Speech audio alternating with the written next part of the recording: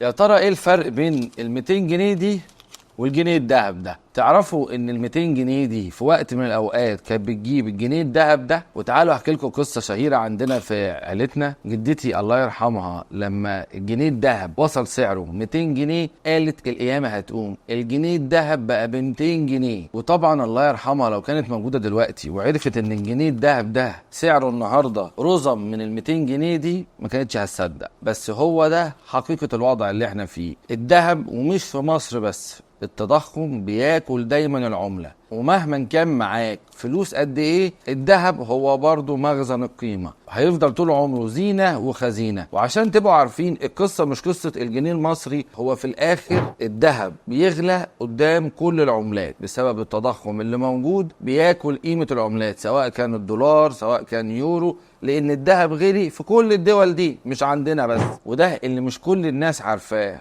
الناس فاكرة ان الذهب بيغلى في مصر عشان خاطر الدولار او بسبب التعويم. الفترة الاخيرة عندنا في مصر الدولار سعره ثابت، وعلى الرغم من كده الذهب سعره عمال بيزيد بسبب الزيادة اللي بتحصل بره والتضخم العالمي. امريكا نفسها اكبر اقتصاد عنده تضخم وبيحاربه. ففكك من ال 200 جنيه اللي معاك دي وروح اشتري ذهب احسن لك. وبس كده، كان معاكم دكتور ياسر الطويل، وده الجوائرجي. سلام.